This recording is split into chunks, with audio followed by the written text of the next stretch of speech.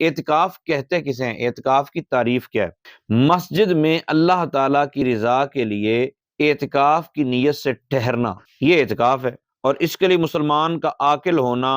جنابت اور حیض و نفاس سے پاک ہونا شرط ہے، یعنی حائضہ عورت اعتکاف نہیں بیٹھ سکتی، نفاس والی عورت اعتکاف نہیں بیٹھ سکتی، اور جنابت والا مرد بھی اعتکاف نہیں بیٹھ سکتا، مطلب وہ اس کو غسل کرنا ضروری ہے نا، تو غسل کرنے کے لیے وہ مسجد سے باہر بھی جا سکتا ہے۔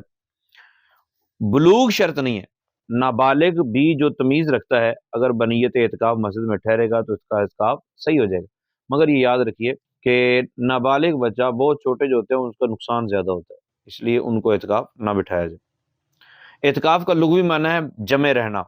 جس طرح دھرنا دینا ہوتا ہے۔ مطلب یہ ہے کہ معتکف اللہ تعالیٰ کی بارگاہ عظمت میں اس کی عبادت پر کمر بستہ ہو کر ایک جگہ جم کر بیٹھا رہتا ہے،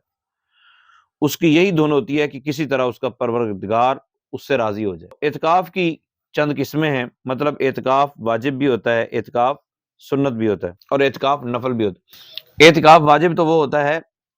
کہ آپ نے کوئی اعتکاف کی منت مانی، ایسا بہت کم ہوتا ہے، اور دوسرا ہوتا ہے اعتکاف سنت۔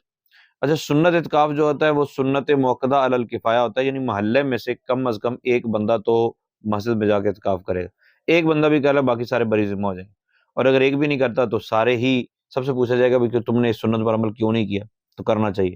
اچھا، جو سنت اعتکاف ہے اس کے لیے مغرب کے بعد آنا نہیں،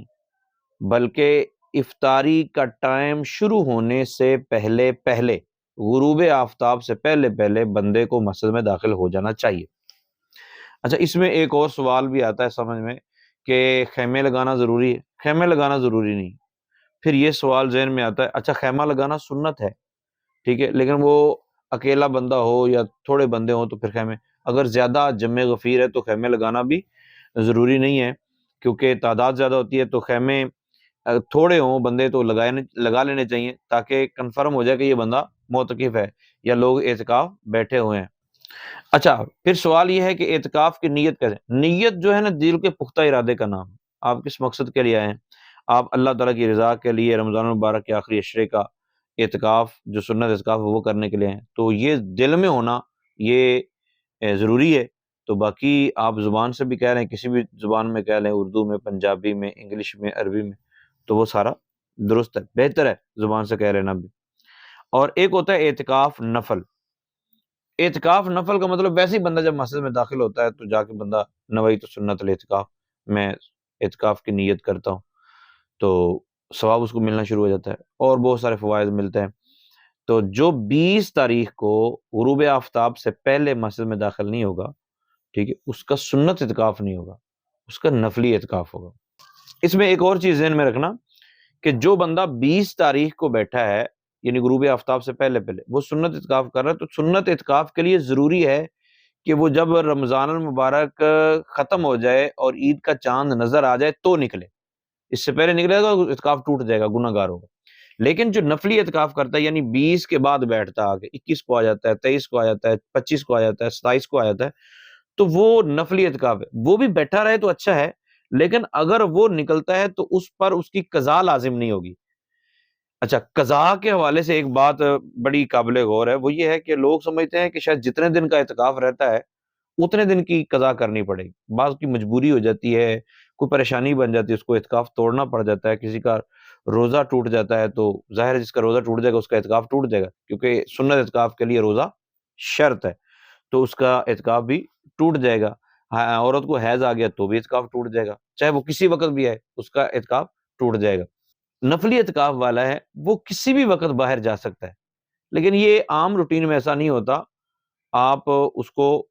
بیٹھا ہی رہنے دیں تو یہ اچھا ہی ہے، اس کو نہ بھی بتایا جائے